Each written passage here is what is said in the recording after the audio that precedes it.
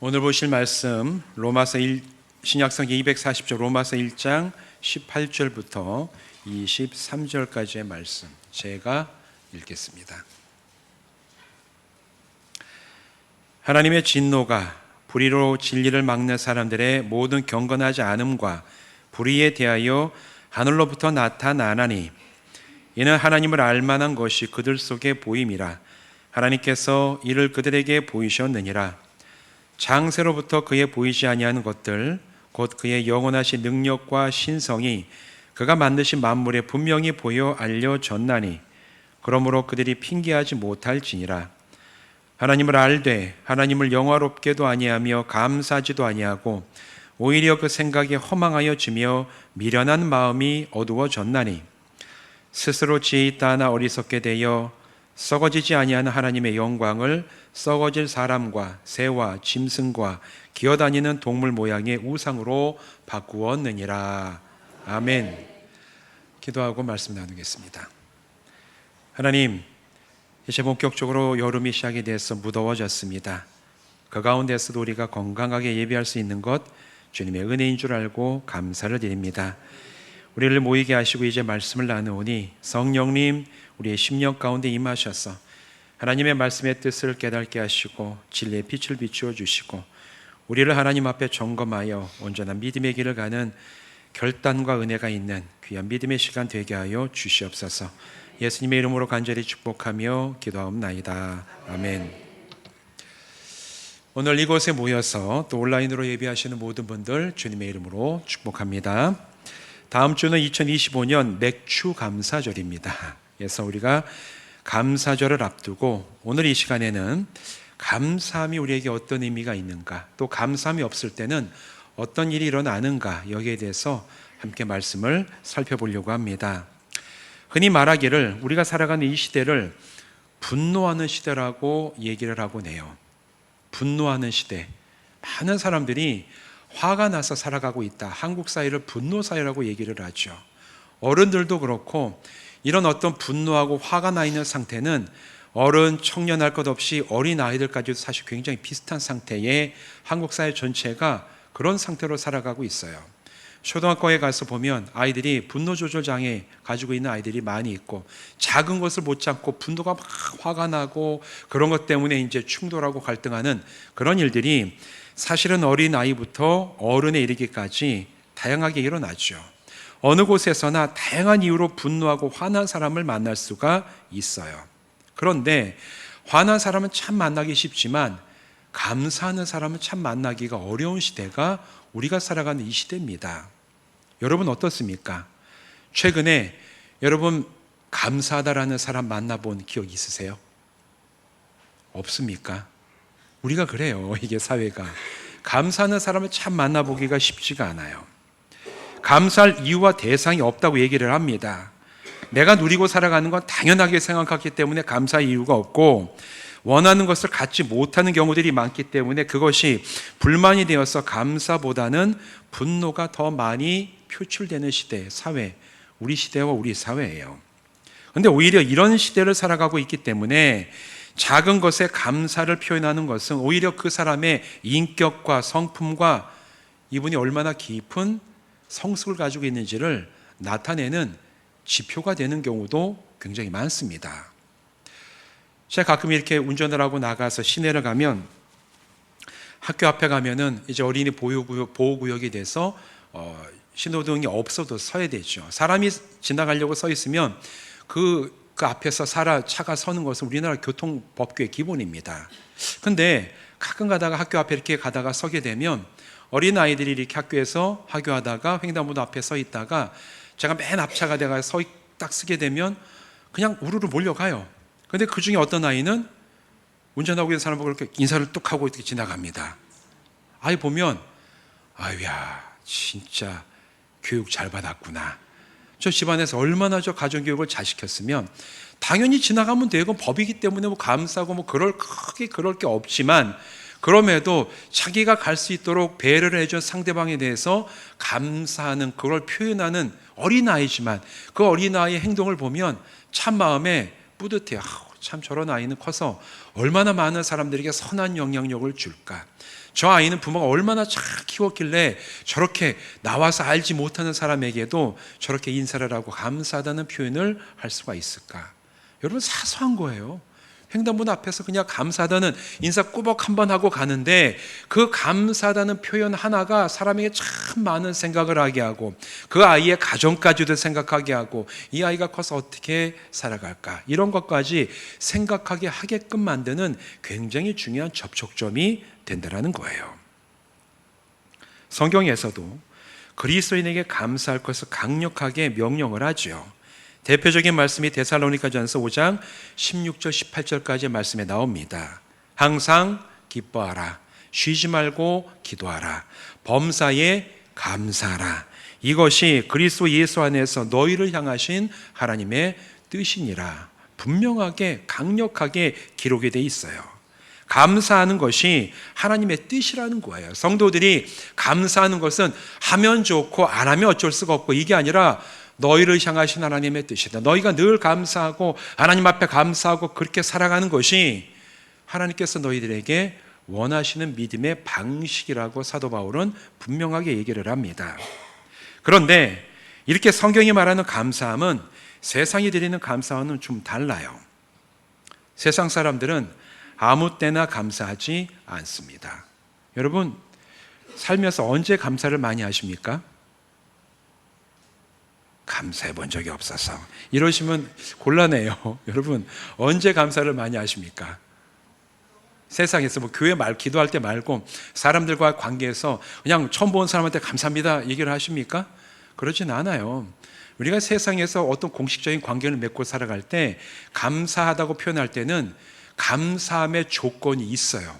나에게 이익이 됐을 때, 아니면 누군가 나에게 예상치 못한 호의를 베풀어 줬을 때 내가 그걸 받게 됐을 때, 그때 감사의 조건이 형성이 돼서 상대방에게 내가 감사하다는 표현을 하게 돼요. 다시 말해서 감사할 조건이 분명할 때 세상에서는 감사를 합니다. 하지만 좀 전에 우리가 읽었던 이 데살로니가의 말씀에 보면 범사에 감사하라고 얘기를 해요. 조건에 따라 감사하라가 아니라 범사에 감사하라. 범사, 잘 안 쓰는 단어죠. 요즘 말로 얘기하면 모든 상황 속에서 감사하라, 그렇게 번역을 할 수가 있어요. 늘 감사라는 얘기예요. 아니, 세상에서는 조건에 따라서 감사를 하는데 성경에서는 모든 상황 속에서 늘 감사하라, 이게 가능합니까? 가능합니까? 세상에서는 가능하지 않아요. 그러나 그리스도인에게는 가능합니다. 왜냐하면 세상에서 하는 감사와 성경이 말하고 그리스도인에게 찾으시겠다고 하는 감사는 이유와 목적이 다르기 때문에 그래요. 오늘 우리가 읽은 이 말씀, 로마서 1장 18절부터 23절까지 말씀은 사도 바울이 로마에 있는 그리스도인에게 써보낸 편지의 일부분이에요. 시작되는 부분입니다. 그 가운데 21절 상반절은 이렇게 얘기를 합니다. 하나님을 알되 하나님을 영화롭게도 아니하며 감사하지도 아니하고. 누가 죄인인가에 대한 이야기를 쭉 나열을 하면서 바울은 21절에서 하나님을 알되 하나님을 영화롭게도 아니하고 감사하지도 아니한다, 그런 사람이 있다라고 얘기를 하고 있어요. 누굽니까? 죄인들에 대해서 얘기를 하고 있는 겁니다. 죄인된 사람은 하나님께 영광을 돌리지도 않고 감사하지도 않아요. 하나님은 그럼 왜 하나님께 감사를 해야 될까? 하나님께서 뭔가 대단한 것을 사람들에게 주고 행하셨기 때문에 감사라는 뜻일까? 맞습니다. 하나님께서는 대단한 걸 주셨죠.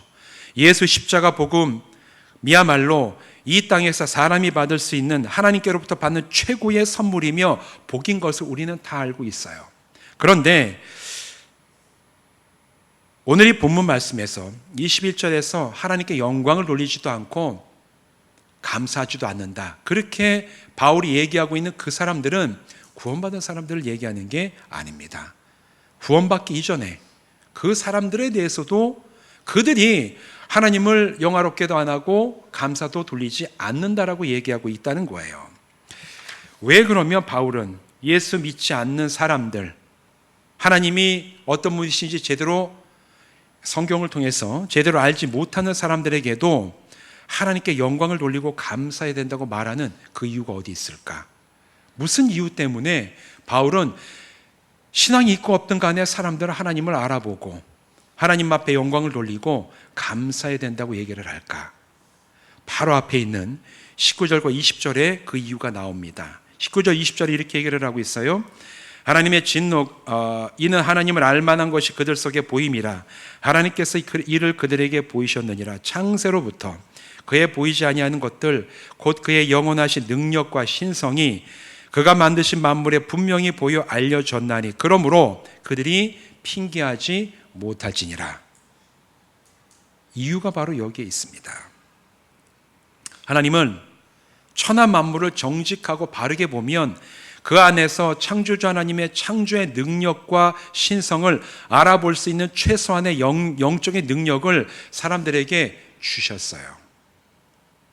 하나님께서 주셨어요. 우리는 그것을 창세기 1장 27절이 하나님께서 우리의 형상을 따라 사람을 짓자라고 얘기한 바로 거기에 근거를 두면서 하나님의 형상을 따라 지음받았기 때문에 우리는 완전하게 하나님을 알 수는 없지만 최소한도 뭔가 영적이고 절대적인 자가 있음을 알아챌 수 있는 최소한의 능력은 예수를 믿고 안 믿고 간에 사람들에게 주셨다라고 성경은 얘기를 합니다. 이것이 하나님의 형상을 따라 지음받은 사람만의 독특한 영적인 특성이에요. 전도서 3장 11절 이렇게 얘기를 하죠. 하나님이 모든 것을 지으시되 때를 따라 아름답게 하셨고 또 사람들에게는 영원을 사모하는 마음을 주셨느니라. 영원함에 대해서 생각하고 영원함을 사모하고 거기에 대해서 내가 들어가기를 간절히 바라는 마음을 누구에게 주셨다? 사람에게 주셨다라고 얘기를 해요. 요즘에 반려동물을 많이 키우고 있는데 여러분 가정에 있는 강아지나 고양이가 갑자기 밖에 밤하늘을 쳐다보며 그윽한 눈빛으로 하늘을 쳐다보면서 저 밤하늘은 왜 이렇게 별이 빛나는 것일까? 그런 눈빛을 하고 있는 고양이 이렇게 있습니까? 혹시 있다면 병원에 빨리 데려가서 뭔가 뇌에 이상이 있을 수도 있는 거예요. 사람만이 그래요. 사람만이 하나님께서 하나님의 형상을 따라 지으심으로 영원하신 하나님에 대해서 뭔가를 느끼고 알 수 있는 독특한 특성을 누구에게? 사람에게만 주셨다는 거예요. 그게 우리가 가지고 있는 영적인 특성입니다. 밤하늘에 반짝이는 별들을 보며 우주가 얼마나 광대한지 헤아리고 생각하는 존재인 사람은 하늘을 바라보면서 이 하늘에 있는 큰 이 우주를 바라보면 여러분 인간이 얼마나 유한한 존재인지를 깨닫게 돼요. 그래서 과학자들 사이에 천체 물리학을 전공하는 사람은 철학자가 될 수밖에 없다고 얘기를 합니다. 이 끝이 없는 인간의 이성과 한계를 넘어서는 이 어마어마한 우주를 보고 있으면 이 우주 속에 지구라는 눈에 보이지도 않는 공간 그 위에 이 정말 보이지도 않는 존재로 100년도 채 못 살아가는 인간이 아둥바둥하는 게 무슨 의미가 있을까? 여기에 대한 철학적인 질문을 던질 수밖에 없어요. 영원함에 대해서 생각하는 그런 존재로 우리를 만드셨기 때문에 그렇습니다. 매일 아침 찬란하게 떠오르는 태양을 보면서 말로 표현할 수 없는 장엄함을 느끼는 바로 그런 존재가 사람 아닙니까? 아침에 일찍이 출근하며 태양이 떠오를 때 하루가 늘 똑같은 시간에 이게 같이 변함없이 떠오르는 이 하늘 찬란한 태양을 보면서 장엄함을 느끼는 존재로 하나님께서 우리를 만드셨어요. 봄이 돌아와 작고 연약한 새순이 돋아나는 것을 보면서 생명의 신비와 능력에 감탄할 수 있도록 하나님께서는 우리를 만드셨습니다. 하루하루 일상 속에서 보고 만나게 되는 모든 것들이 그런 모습으로 존재하게 된 것이 신비하고 사실은 더 나아가서 나라는 존재가 이 세상에서 하루하루 생명을 이어가며 살아갈 수 있는 것이 하나님의 신비인 줄로 믿습니다. 여러분 이 사실을 믿으십니까? 그렇다면 옆 사람 한번 보십시오. 신비하게 보입니까? 보세요. 신비하게 보이는지. 여러분 옆 사람에게 한번 얘기해 보십시오. 당신은 하나님의 신비입니다. 여러분이 하나님의 신비함이에요. 어떤 분은 주름이 많고 어떤 분은 일하느라고 그냥 얼굴이 새까맣게 타도 신비함이에요. 우리가 이렇게 살아있을 수 있는 게 하나님이 오늘 우리에게 주신 생명의 신비고 우리가 하나님을 알고 함께 축복하고 그렇게 할 수 있다는 게 우리에게 주신 하나님의 신비함인 줄로 믿습니다. 이 모든 것을 하나님께서 만드셨어요. 그렇기 때문에 사람은 자신을 둘러싼 천한 만물을 보며 감격하고 기뻐하고 그 안에 깃든 하나님의 능력과 신성을 발견해야만 합니다. 그리고 그에 합당한 영광과 감사를 하나님께만 돌려야 했어요. 이게 바울이 모든 사람들이 했었어야 되는 그런 일에 대한 얘기예요. 그러나 사람들은 그렇게 하지 않았습니다. 21절 하반절은 도대체 그럼 어떻게 됐는지에 대해서 얘기를 하죠. 오히려 그 생각이 허망하여지고 미련한 마음이 어두워졌나니. 천한 만물을 보면서 하나님을 알아보고 하나님이 어떤 분이신지를 느끼고 그 하나님께 영광과 감사를 드리는 것이 아니라 오히려 그 생각이 허망하여지고 미련한 마음이 어두워졌대요. 왜 그랬습니까? 죄가 사람의 마음을 지배하기 때문에 그래요. 죄 때문에 그렇습니다. 제가 종종 설교 때마다 말씀드리는 것처럼 여기서 말하는 죄는 내가 다른 사람을 거짓말하고 나쁘게 한 그 수준의 죄를 말하는 게 아니에요. 여기서 말하는 죄는 하나님을 거부하고 무시하는 영적인 태도, 마음의 습관이 바로 죄입니다. 하나님 없이도 스스로 잘 살 수 있다는 교만함이 하나님을 알아보지 못하게 하는 우리 마음속에 새겨져 있는 죄라는 거예요. 이런 죄가 사람의 마음을 지배하기 때문에 천하 만물을 보며 하나님의 능력과 신성을 오늘 많은 사람들이 알아보지 못한 채 살아가고 있어요. 이 시대 사람들은 더 이상 하늘을 올려다보며 경이로움과 감격을 느낄 여유가 없습니다. 여러분, 밤하늘을 보고 사십니까? 돌아보십시오. 언제 내가 밤하늘, 와우, 참 별이 밝다. 목사님, 충주는 공기가 안 좋아서 별이 안 보여요. 뭐 그렇게 얘기하면 저는 할 얘기는 없지만, 그래도 밤에 빛나는 별을 내가 언제 한번 봤든가? 언제 봤습니까? 까마득한 옛날에. 사실 우리도 하늘을 잘 안 보고 삽니다. 그럴 여유가 우리 마음속에 없는 거예요. 그런 걸 보면서 아름답다. 이 무한한 하늘을 지으신 하나님 어떤 분이실까? 이런 거를 헤아려 볼 만한 여유가 이 사람뿐만 아니라 그리스도인들에게도 참 없을 때가 많습니다. 매일 떠오르는 태양을 보면서 야, 참 장엄하다, 웅장하다 이런 것들을 경험하는 대신에 오늘 또 내가 얼마나 바쁘게 또 이게 해가 떴으니 일을 해야 될 건가, 바쁜 일에 대해서만 생각하는 마음에 심령 여유가 없어요. 봄이 돌아와서 논밭에 하나 새순을 보면서 야, 신비하다, 어떻게 계절이 돌아오면 어김없이 이렇게 싹을 틔워서 새롭게 태어날까, 이런 것을 신비함을 발견하는 게 아니라 이걸 내가 어떻게 키워가지고 얼마나 거둘까, 이것을 이제 이런 경제적인 관점에서만 이 세상 천한 만물을 바라보는 그런 시각만 우리 마음속에 고정되어 있을 때가 얼마나 많이 있습니까?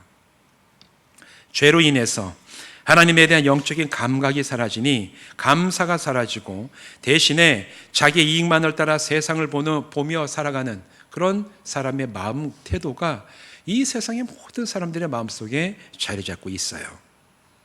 세상을 보며 경이로움을 느끼지 못하고 하나님을 향한 감사가 사라지는 것, 이것은 죄의 지배 아래 있는 사람이 보이는 대표적인 현상이에요.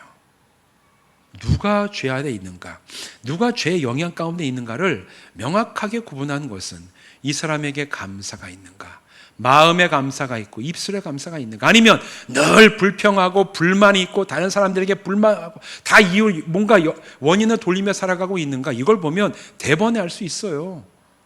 감사가 있는가, 불만이 있는가. 다른 사람이 아니라 내가 내 자신을 보면서 우리는 스스로 판단해 봐야 될 의무가 있습니다. 사랑하는 성도 여러분, 우리는 이 세상을 바라보며 하나님의 창조의 능력과 신성을 발견하고 있습니까? 그로 인한 감격과 기쁨이 내 심령 깊은 곳에 뿌리 내려 있고, 그로 인해서 하나님을 향한 영광과 감사가 뭐 매 순간은 아니지만 종종 내 마음속에서 솟아오르고 있습니까? 우리가 우리 마음을 한번 돌아봐야 돼요. 하나님이 계신 사람, 하나님의 자녀이고 죄 용서를 받아 죄에서 자유한 사람은 반드시 그의 영혼이 불만이 아니라 감사함에 뿌리 내리고 있는 줄로 믿습니다. 저는 하루에 감사함을 언제 제일 느끼는지 아세요? 저희 이거 비밀입니다. 이거는 새벽 예배 마치고 제가 이제 환기시키려고 목양식물을 열어놓으면 아침에 새들이 그렇게 울어요. 옆에서. 모르셨죠? 새들이 우는지 우리는 관심이 없습니다. 근데 새벽에 보면 그렇게 새가 너무 새소리가 아름다움, 온갖 새들이 막 요 옆에 이렇게 나무들 있잖아요. 여기에 앉아가지고 막 짖는 거 보면 하루에 이제 해가 쭉 오면서 이 새소리들이 막 또 하루를 하나님께서 여시는구나. 이 모든 만물들이 정말 이렇게 노래하고 또 바람이 불고 때로는 비가 내리고 또 해가 나고 오면서 하나님, 살아계신 하나님의 솜씨입니다. 저는 사실 새벽 예배 마치고 밖에 나가서 새들이 짖는 걸 보면 그때가 제일 감사하고 기뻐요. 이 얘기는 뭔 얘기죠? 저와 같이 느껴보자는 얘기죠. 예, 새벽에 나오셔서 저와 같이 기도를 마치고 함께 그 기쁨을 느껴보자는 얘기입니다. 이게 이제 여러분도 각자의 삶에서 하나님께 감사함을 느끼는 시간들이 있어야 돼요. 잠자리에 들 때나 아침에 깨어날 때나 아니면 하루의 시간을 보낼 때 하나님 감사합니다. 제 마음속에 주신 이 은혜와 능력과 하나님에 대한 인식이 감사합니다. 그런 감사함이 있어야지만 돼요. 있어야지만 돼요. 내가 예수 믿는다고 하면서도 여기까지 생각해 보지 않은 분들은 이 천한 만물 세상을 보며 감격하고 하나님의 솜씨를 알아보며 감사할 수 있는 영적인 안목을 달라고 간구하시기 바랍니다. 우리에게 꼭 필요하고 그 감격과 감사가 있을 때만 우리 영적으로 성숙할 수가 있어요. 하나님, 더 감사하기를 원합니다. 하나님의 그 신성과 능력을 알아볼 수 있는 영적인 눈을 크게 열어주시기를 원합니다. 우리가 이렇게 기도할 때 하나님 기뻐하시며 우리가 영이 살아있는 자로 살리신 하나님께서 살아있는 우리의 영의 눈을 활짝 열어서 하나님의 능력과 신성을 알아보고 영광을 돌리고 감사할 수 있는 사람으로 성장케 하여 주실 것을 믿습니다. 이 모든 경험과 놀라운 능력이 여러분의 삶과 영혼에도 충만히 임하시기를 주님의 이름으로 축원드립니다. 그런데 오늘 본문이 감사함이 사라질 때 일어나는 결과에 대해서도 알려주고 있어요. 22절과 23절은 이렇게 얘기하죠. 23절입니다. 썩어지지 아니한 하나님의 영광을 썩어질 사람과 새와 짐승과 기어다니는 동물 모양의 우상으로 바꿨느니라. 하나님이 지으신 천한 만물은 창조주 하나님의 능력과 신성을 드러내는 통로예요. 우리가 태양과 달을 보고 별들을 보고 이 세상의 큰 나무, 바위, 산, 넓은 바다를 보면 믿는 우리들에게 이 모든 것은 하나님의 영광과 신성을 드러내는 통로입니다. 하지만 하나님을 거부하며 죄의 지배를 받는 사람들에게 이 하나님이 만드신 피조물은 하나님을 드러내는 게 아니라 마치 하나님처럼 그들에게 다가온다는 거예요. 그 결과 하나님의 무궁하심을 드러내는 여러 것들이 그 영광을 드러내는 통로가 그들에게 신이 돼요. 우상이 돼서 작동을 하고 그 우상에 매여 살아가는 사람들이 얼마나 많이 있습니까? 밤하늘에 빛나는 이 별들, 태양들, 달들 찬란해요. 그러나 하나님을 인정하지 않는 사람들 중에는 하나님의 무궁하심을 드러내는 하늘의 천체들을 자기의 운명을 결정하는 신들처럼 여깁니다. 무슨 얘기냐? 신문을 보면서 아이고 오늘은 내가 별자리가 무슨 자리냐 한번 보면서 오늘 나의 운세를 한번 하늘에 있는 뭔가에 맡겨서 보는 사람들. 별자리 운세, 이게 타로 점치는 거 이런 거 보면 다 기본이 천체 움직임이에요. 그걸 마치 나의 어떤 삶과 내가 해야 되는 일의 기준처럼 맞추고 하나님처럼 그게 무슨 운명을 결정하는 존재처럼 여기는 그런 사람들이 얼마나 많이 있습니까? 창조주의 능력을 따라 지음받은 산과 바다, 나무, 돌들을 마치 사람의 생사화복을 주관하는 절제자처럼 떠받드는 그런 사람들도 있어요. 산에 가서 산신령에게 제사하고 마을에 있는 아주 크고 멋진 나무는 성황나무가 되고 어떤 곳에 가서는 신령하게 이제 거기에서 제사를 드리고 정성을 빌어야 되는 무속신앙의 대표적인 이제 그런 신앙인들이죠.